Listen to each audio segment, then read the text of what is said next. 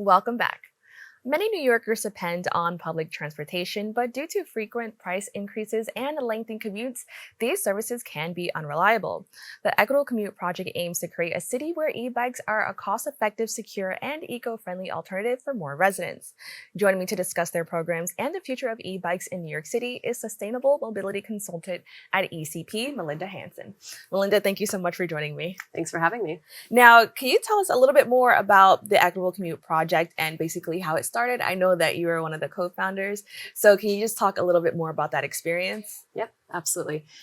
So we launched the ECP with the goal of improving economic access through improving the financial accessibility of sustainable transportation. There's obviously been a lot of focus in recent years on electric cars, but many New Yorkers don't have cars. And e-bikes have emerged over the past several years as an excellent and reliable and convenient and affordable form of transportation. So we launched during the pandemic when a lot of New Yorkers a lot of frontline New Yorkers were still needing to commute into the office. Many were very scared about being on subways. And we looked around our city and broader cities across the globe and saw that many who could afford it were turning to e-bikes. E-bikes were providing an accessible and convenient and often faster way of getting around. And we wanted to make sure that all New Yorkers could access high quality e-bikes. Now, I understand that you have an e-bike trade-in program. Can you tell us a little bit more about that and how can people get involved? Yes, absolutely. So there has been a huge issue with battery fires across New York City. There's been almost 200 fires caused by lithium-ion batteries this year alone. And that is not a problem with e-bikes as a technology. It's a problem with low quality devices coming into our city. And a lot of folks who rely on e-bikes to earn a living have been stuck with those devices, namely our city's delivery workers, of which there are an estimated 65,000 who make deliveries for apps such as Uber and DoorDash, Instacart, and others. So our trade-in program was launched to try and help those folks to afford high quality UL 2849 certified e-bikes. And since they'd already invested in these low quality devices without knowing it, we wanted to make sure that we subsidized the purchase of the safer bikes to give them even more of a reason to come in and exchange. Now, what types of e-bikes are eligible for trade-in and what happens to the traded-in vehicles? So there's a category called micromobility, which encompasses electric bikes, which look like your sort of traditional analog bike, but have some electric kick assist to it. There's your electric mopeds that look like Vespas, and you see people using those. And there's electric scooters, which are the stand-up devices similar to what your kid may have, again with an electric assist. Any of those are eligible for our program, and if you bring one of those into exchange, we will give you a UL 2849 certified, very high quality e-bike with 2 batteries to make sure we can do away with any kind of range anxiety. Okay, and that's cool. So I want to also talk about, you said scooters. That's is that part of the e-bike community? Because I think that's really interesting. I wasn't thinking that was part of it. Yeah, I mean, micromobility is sort of a blanket term that includes scooters. It includes those hoverboards, those scary looking things you see people, riding around on, the electric skateboards and all kinds of things. But what we've really seen emerge as a very reliable transportation option for New Yorkers and for city dwellers in particular are really the e-bikes and the e-mopeds. Now, New York City just enforced a new law that requires all e-bikes sold to be certified and meet a specific safety standard known as UL 2849, as you mentioned. Could you elaborate on what this certification entails and its significance? Absolutely, yeah. So UL stands for Underwriters Laboratory, and they are a standard writing body that gets these groups of experts together, decides what is required to maximize fire safety and reliability and other features that you would want in any consumer appliance, and then sets the design standards that anyone who achieves that needs to meet. So UL 2849 is a standard that the city government in New York City, as well as the fire department, have adopted and verified that any device that meets that standard is going to be fire safe and is going to be something reliable and safe for you to be riding around. Now, because this is an emerging industry, there's been a lot of issues with devices that have not met any standardization, and that's where we've seen the problem. So if you are in the market for an e-bike or an e-moped or an e-scooter, you want to make sure you're looking for the UL 2849 certification. Now, when it comes to e-bikes as a transportation method, what are some benefits they bring to users, but also to the environment? Yeah, the biggest benefit that we find for New Yorkers is convenience and time savings. So even though New York City has an amazing public transportation system, 1 million New Yorkers live in transit deserts. They have very long commutes. They have to walk long distances to access the train, or they have to buy a car that they may or may not be able to afford. So one of the biggest benefits that we see for New Yorkers is travel time savings, somewhere between 30 minutes and 1 hour each day. That folks who have been involved in the program are getting back to spend time with their families, to just relax, go out to dinner, to do something other than transporting yourself to and from work. So that's a huge benefit. The other benefit is, of course, traffic congestion reduction. New Yorkers are often fighting over space, but if you see an e-bike or a bike lane going into your street, that's actually great for you and your commute. If we get more people onto bikes, it's an extremely efficient form of transportation, and that's great for overall traffic congestion.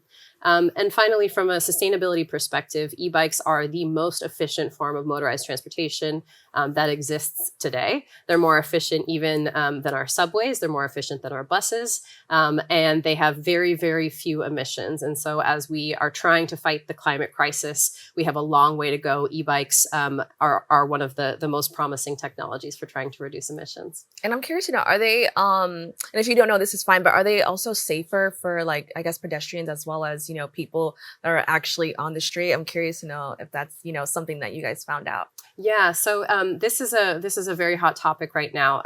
There's a difference. A lot of people group these things into the same category, but there's a difference between an electric bike and an electric moped. An electric moped, the ones that look like a Vespa, you need to have a driver's license. You need to have registration for the vehicle. You need to have a license plate on the vehicle. So those are treated the same as cars, and all of the safety requirements and licensing is the same. So those are more dangerous. They do go faster. If people are breaking the rules on those, the consequences are high, like they are with cars. E-bikes is a very specific category that's very clearly defined. The bikes themselves, even though they have this pedal assist, which helps you, to keep up, with cars in certain situations, the speed cap typically for these e-bikes is only about 20, maybe 25 miles per hour. The majority of them are pedal assist, so you have to pedal to get that extra boost. And that's a speed that's actually about the same as someone could achieve on a regular bicycle. Now, what is the potential impact of expanding access to e-bikes in New York City, particularly here in the Bronx? So as I mentioned before, the issue with transit deserts is huge. And one thing that we have found from our program is that e-bikes are amazing because they are more convenient than a car in that you can get where you want to go, A to B, door to door, as quickly as possible. But they're less expensive even than the bus. And so when we think about how we can improve people's lives, give them a little bit of exercise in their daily life, expand economic opportunity, give them more time for free time, enjoying time with their families, it's hard to think of a better tool than an e-bike.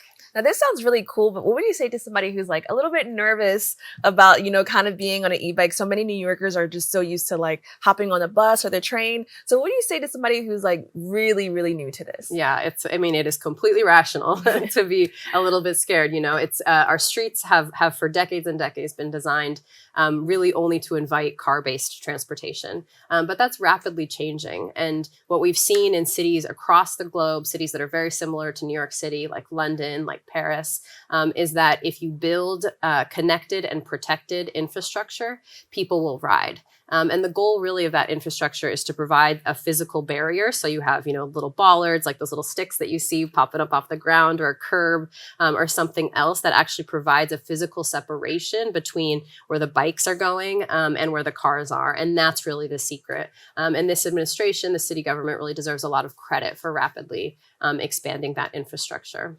Now, besides the e-bike trade-in program, what are some other programs and initiatives offered by the Equitable Commute Project? So the ECP is a coalition of 7 New York City-based organizations. We work across academia, nonprofit, and community banks. And so the initiative I would love to highlight in addition is one by Bronx-based Spring Bank. They're a partner of the ECP. They've launched the Go Green Cycle Loan. One of the first things that we discovered is that it's a lot easier for many people with little to no credit history to access a potentially predatory tens of thousands of dollars car loan than it is for them to access a $1,000 loan, which is typically what it would take for them to bridge the gap and be able to afford an e-bike. So Spring Bank, in partnership with the ECP, launched this Go Green Cycle Loan, and it's an excellent way to make sure people can have financial access at the same time, build a positive credit history. Now, I'm actually really glad that you brought that up because I think for a lot of people, $290 sounds cheaper initially, right? How do you address the idea of like, oh, maybe I can't afford an e-bike, or maybe this just isn't accessible to me? How do you address that concern? Yeah, so we found that through if you have a loan, you have insurance, you have some basic gear for having an e-bike, and you need to do some sort of standard maintenance as well as charging. The cost for owning an e-bike is somewhere between $300 and $500 a year. And that includes, it sort of depends on what your loan situation is, but it's really affordable. And that's compared to new numbers that are coming out with someone for a car, and not even an electric car. The average cost of car ownership these days is $12,000 a year. Getting a bus pass, a metro pass in New York, right, is something like it's over $1,000 a year. And so when you look across the board, this is an affordable transportation option. And for many people, it won't be your sole option, but it's such a wonderful complement to the public transit that we have here.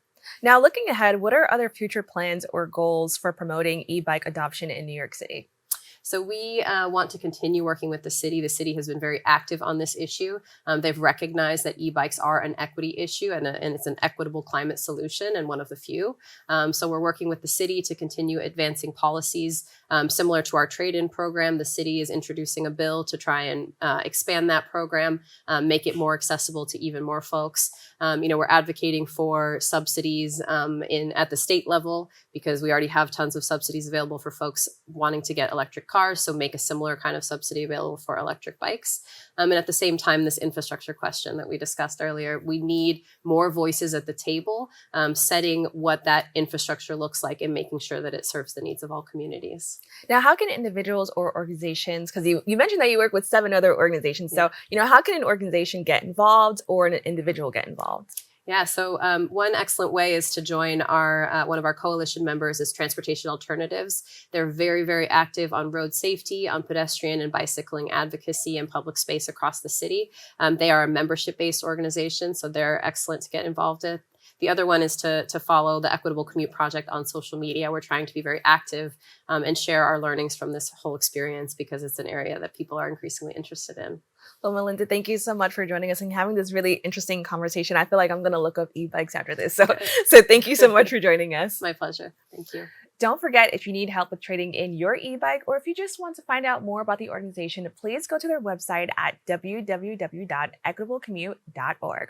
We've come to the end of our show today. I'd like to thank all of our guests for joining us and you, the viewers, for tuning in. If you missed any part of today's show, you can catch the Recable cast at 5 and 10 p.m. on Optimum Channel 67 and Verizon Fios Channel 33, or watch anytime on the web at bronxnet.org. You can catch a brand new episode of Open with Darren Hymie on Wednesday and with Rena Valentine on Friday. I'm Kibin Alleyne, wishing you and yours safety and wellness now and always. See you.